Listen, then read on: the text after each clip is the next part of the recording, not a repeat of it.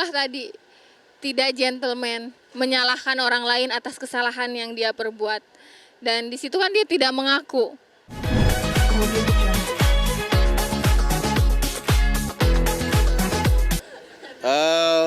Mediasi hari ini berjalan dengan lancar, akan tetapi bertepatan tadi hakim mediatornya sedang ada sidang tipikor, jadi mediasi perdana hari ini ditunda. Karena kita ketahui penetapan mediasi ini sudah ditetapkan sejak minggu yang lalu. Nah, hakim mediator itu menyarankan agar prinsipal hadir secara langsung, yaitu Dr. Siska dan Saudara KH. Tapi malah faktanya saya lihat tadi yang hadir itu kuasa yang bersangkutan gitu loh. Kalaupun seumpamanya tadi hakim mediatornya tidak berhalangan hari ini, tentunya hal tersebut pasti akan kita tolak dan kita akan keberatan. Karena sesuai dengan arahan daripada pengadilan untuk membawa prinsipal masing-masing. Nah, kalau memang di sidang berikutnya yang datang itu kuasa juga, tentunya kita akan juga pertimbangkan untuk menghadirkan kuasa juga gitu, bukan prinsipalnya langsung. Tapi pada intinya sepanjang itu tentang proses hukum yang baik dan sesuai aturan, prinsipal kami Dr. Siska akan hadir kapanpun itu dibutuhkan sepanjang itu tentang penegakan hukum gitu.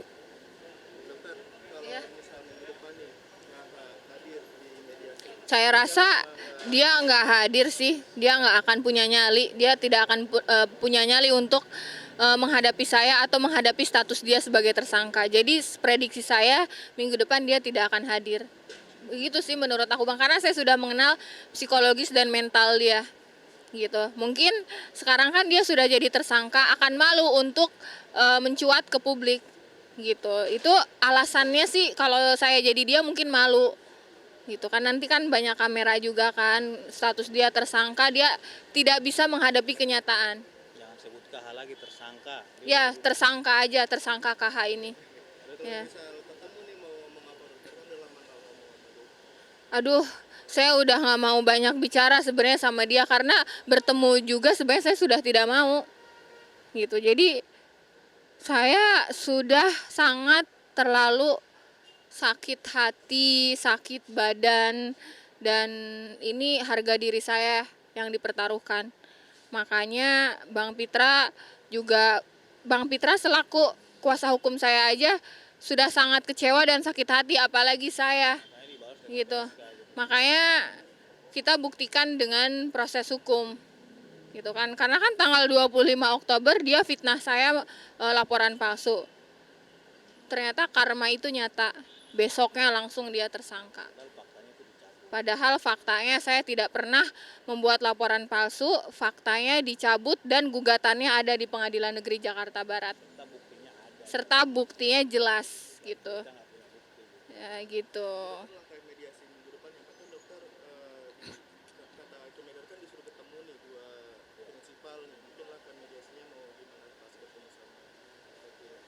Kalau saya ikuti prosedur aja. Saya akan minta kejujuran dia dulu. Iya. Jadi yang pertama, kalaupun itu dipertemukan di mediasi berikutnya nanti pada tanggal 16 hari Rabu minggu depan, yang pertama klien kami ingin mendengarkan kejujuran yang bersangkutan dulu. Kalau memang yang bersangkutan jujur berbicara apa adanya, menyampaikan dari hati ke hati, mungkin Dr. Siska akan membuka pikirannya untuk mencari win-win solution di dalam pengembalian kerugian ini gitu loh. Yang pertama kejujuran dulu gitu. Janganlah kita juga masyarakat ini dibuat opini-opini yang tidak baik dan dibuat opini-opini yang tidak sesat. Jadi tersangka ini seharusnya memberikan contoh yang baik lah kepada masyarakat, apalagi yang bersangkutan ini merasa public figure gitu.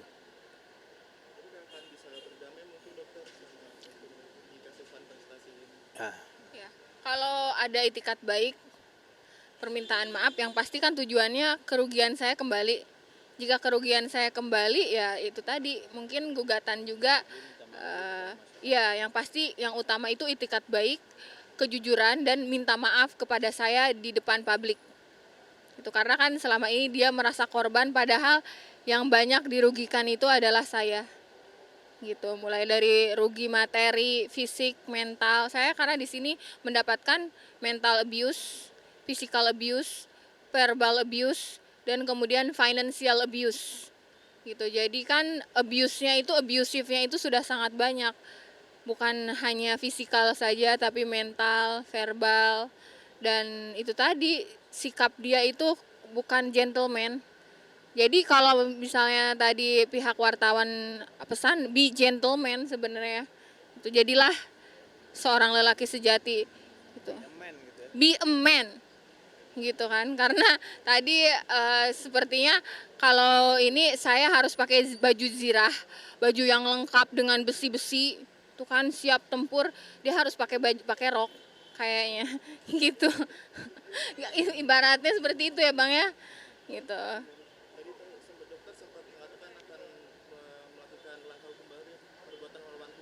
Sudah, itu sudah digugat.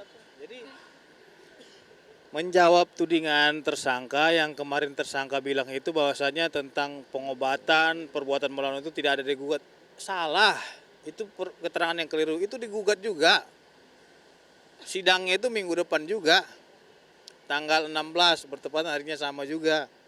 Jadi nanti kalau teman-teman mau lihat tentang gugatan tersebut, ya bisa disaksikan aja apa yang kita gugat gitu loh. Kebetulan sama ya jadwalnya, Awalnya sama. mediasi tanggal 16. Jadi saya kira sidang perdana. ya pengadilan memutuskan itu ya bagus, menghemat waktu gitu dan tenaga gitu, seperti itu.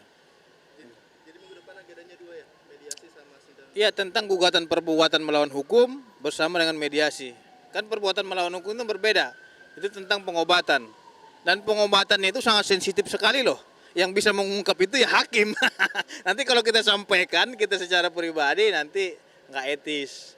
Apalagi saya melindungi klien saya, jangan nanti dibilang, oh pelanggaran kode etik. Padahal kan dia bukan yang ngomong gitu. Kalau kuasa kan nggak ada masalah pembelaan secara hukum gitu loh. Dokter mungkin tanggapannya tentang kasus kakak yang sekarang jadi PSK, statusnya.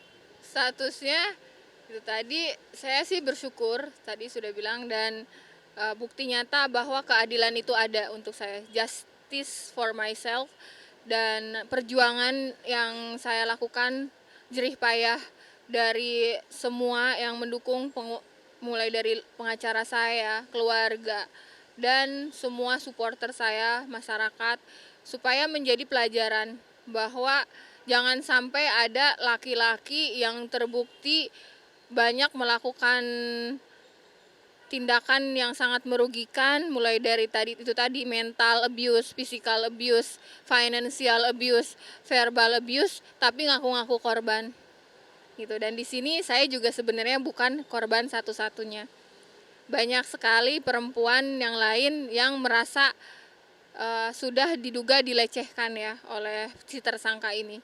Jadi saya harap saya bisa mewakili dari berbagai perempuan yang sudah dirugikan gitu, dan saya harap ke depannya semua perempuan itu jangan mau dilecehkan, jangan mau dirugikan, jangan mau dilakukan semena-mena atau ditipu lah istilahnya gitu.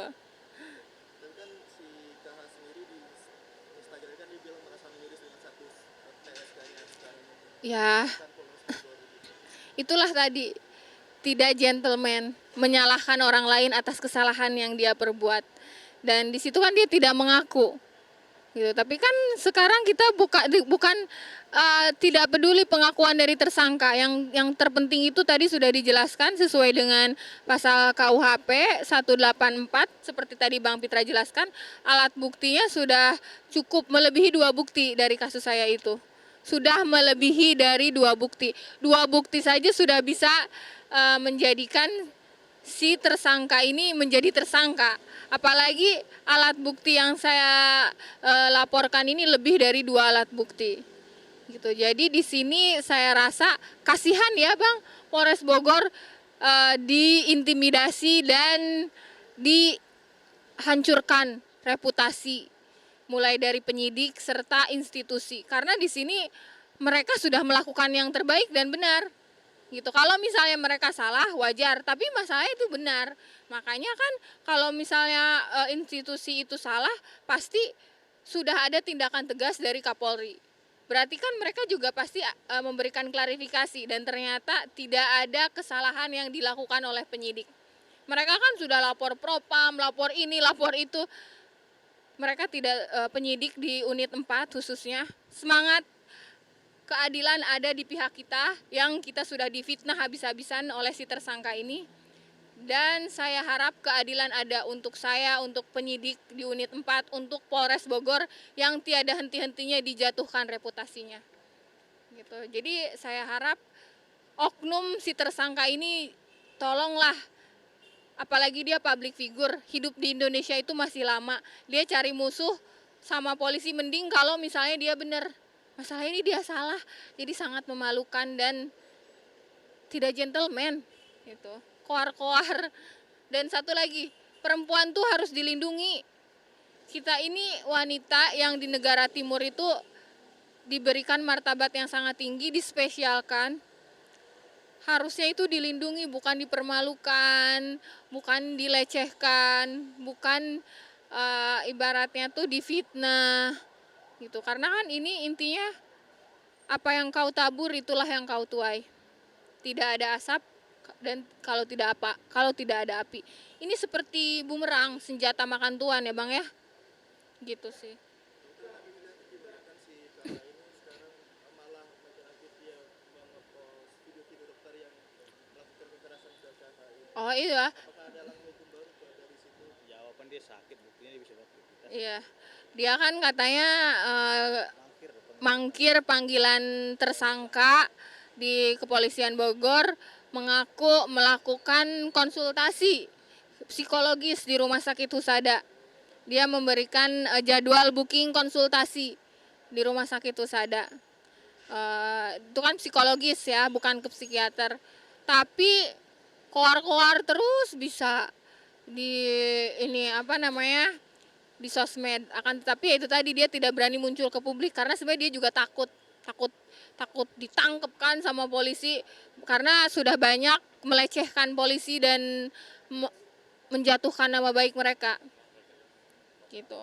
Tapi nggak ada mau dilaporin ke UITE gitu mungkin dokter. Oh itu sih kita rahasia ya, nanti dia siap-siap lagi ya Bang ya. Itu Bang Fitra coba gimana, terserah Bang Fitra. Nggak, semua itu sudah kita kaji dan ya Banyak ya Bang. semua itu udah kita simpan, bukti-bukti semua simpan, udah kita peroleh dan nanti dilihat aja gitu. Ngapain kita harus bilang, oh kita gini, nggak. Saya kira masyarakat yang cerdas yang menilai gitu. Gitu. Terakhir Bang, mungkin harapannya di mediasi minggu depan gitu. Harapannya ya uang Dokter Siska dikembalikan, itu aja. Nggak banyak-banyak kita permintaan, uang yang telah dia terima balikin gitu. Karena kan ada perjanjiannya. Jadi dan itu bukti ceknya juga ada. Ya, kalau saya kan mengikut dari penasehat hukum. Itulah gunanya penasehat hukum, untuk memberikan nasihat hukum yang terbaik. Jangan ya, bukan memberikan nasihat yang akhirnya malah menjadikan tersangka ya Bang ya. Gitu. Karena sebenarnya kita ini menjadi tersangka, apakah kita ini berdamai, apakah Seperti dokter ada malpraktek gitu. Iya, sama seperti adanya dokter yang melakukan malpraktek itu kan sebenarnya tergantung dari kelalaian diri kita. Itu pun ketika kita meng-hire seorang penasehat hukum, kita harus mencari yang berkredibilitasnya tinggi supaya nasihat-nasihatnya itu bisa dipertanggungjawabkan dan memberikan keuntungan. Jangan sampai kita mendapatkan nasihat-nasihat yang sesat, nasihat sesat dan akhirnya malah menjerumuskan kita sendiri ya Bang ya. Dan membuat banyak musuh. Dia akan melawan polisi jutaan loh di Indonesia. Dia sekarang dia menggugat Kapolda, menggugat Kapolres. Dia jadinya makin banyak musuh dan apa ya, sok jagoan gitu loh. Mungkin ayam jago kali ya, kukuruyuk, petok-petok gitu. Karena kalau seorang jagoan itu menghadapi masalah, bukan lari terus. Karena kan kemarin panggilan tersangka dia ditunda sampai tanggal 24 November.